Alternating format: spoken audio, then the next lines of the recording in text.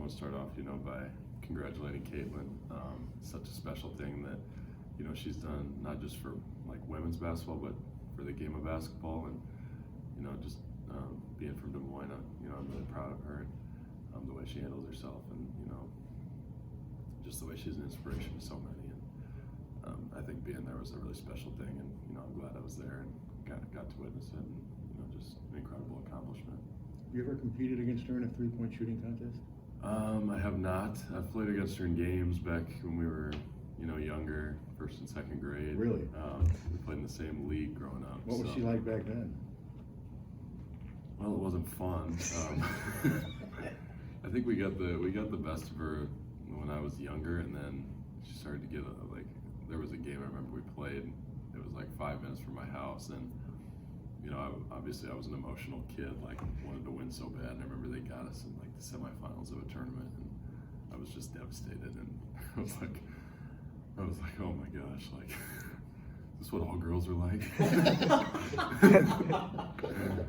So, after that, we kind of watched her grow up, and I got to watch her a ton when she was at Dowling, and, growing up AAU and stuff. And, I think we could always kind of see it coming. It's just spectacular. She's been like that forever. Have you told her that story? That you were like, oh my gosh, is this what all girls are like? Yeah, we got on a podcast together. She joined me and Patrick's podcast in the fall, and we kind of went back and talked about old memories and stories, and yeah, it was a really good time. How do you feel that just the mental state of the team is right now? It's a few games left, kind of backs up against the wall. Yeah, obviously losing is never easy, and I wouldn't call this a fun stretch. And I'm proud of us because we've had opportunities where losses really could have strung together, but we haven't really been on a big losing streak. It's like we just keep bouncing back and forth between wins and losses, and obviously the rest of the year is going to be a challenge, but every Big Ten game is a challenge. And if we can just stay together, I think that's the most important thing, because when you kind of watch teams fall apart, it comes from a place of not being together, not being connected, and that's not who we are. We've got a really tight-knit group, and everybody cares about each other, and I think that's the important thing. So if we can keep doing that, things are going to work out in the end, and I think people believe that, and the guys believe that. As hard as losing is, I think people believe that we still have a chance. There are those stretches where you guys don't score, like 4 or 5 minutes. It's been kind of a recurring thing through this season. How do you mitigate that? I think it comes from a place of confidence. We let them get back in the game, and then I think we get all tense, and the shots become harder, and just moving you just kind of get more stagnant. You don't move as much, and that's kind of when our offense falls apart, is when our motion game's not strong and people aren't moving and everyone's just kind of standing around. And if we can get rid of that and just continue to keep playing basketball and trying to keep having fun, I think that's the most important thing. And but it starts on the defensive end. If we're not scoring, which it happens to not just us, but it happens to everybody in this league and NBA, you got to find a way to get stops. And I think that's where the biggest deficiency's been, and just making a play on the defensive end. Got a sellout tomorrow. What could that mean for you guys, as far as motivation? Yeah, I think I'm very appreciative of the fans. We're very excited, and it's a huge energy boost, especially on the defensive end. It feels like instead of just 5 out there, it feels like you got 16,000 behind you, and I think that makes it easier. It makes it, the defense more connected, and I'm really excited, and we're going to be ready to put on a show for these fans.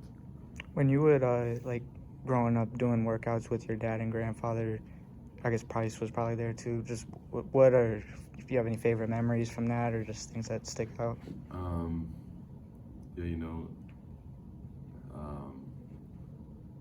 I remember, we'd always kind of go out in the driveway, and we'd do all sorts of form shots. And the one drill that's always stuck out to me that my grandpa always made us do was you kind of shoot the ball off the side of the backboard. And if you watch me pregame, I'll do it every game. And it's just kind of who they taught us to be. These fundamental guys, and people that played hard, and they would always be on us, and they still are when we go home to.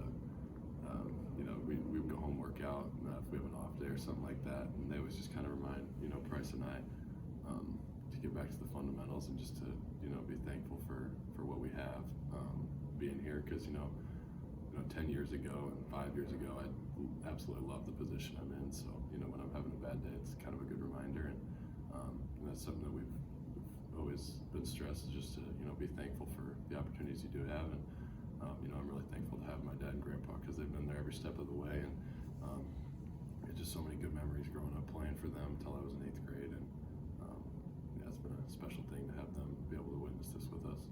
Price and some of the younger guys are facing kind of sporadic minutes right now, DeSante and Brock.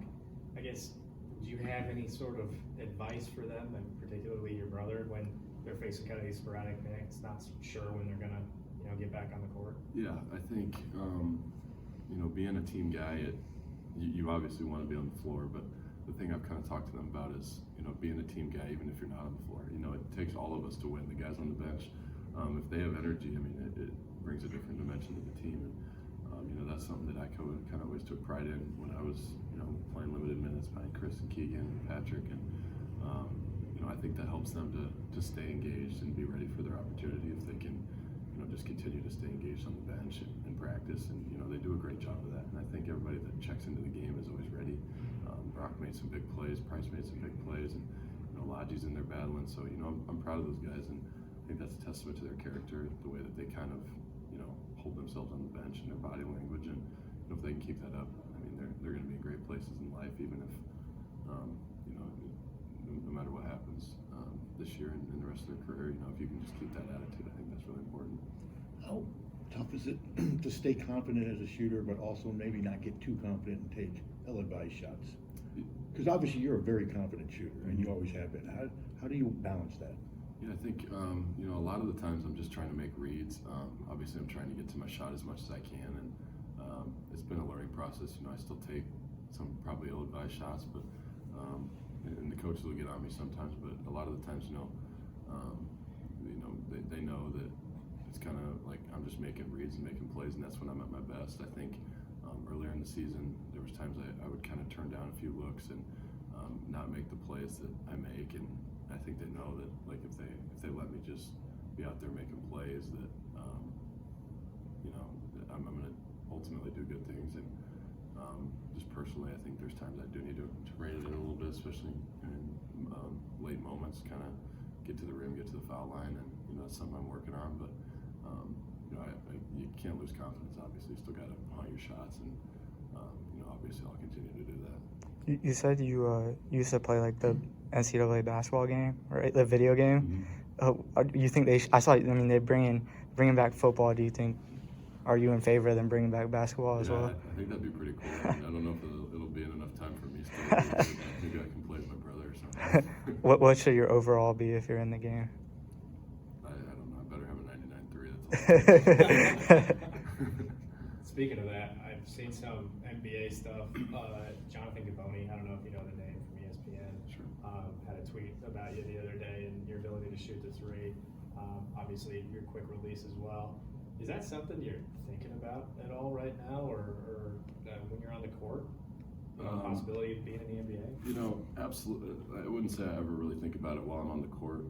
It's hard to not see it when you're just sitting around at home. But, I really try my best to really not, take any notice of it. I think, obviously, it's a very cool thing. It's something you dream about. But, I've got a job in front of me right now, and I can't lose any focus on that. I kind of let my dad handle a lot of that stuff and just the social media stuff and talking to people from that aspect. But, I'm 100% locked in on trying to get us back to the NCAA tournament and trying to, beat Wisconsin on Saturday. And, All right, thanks.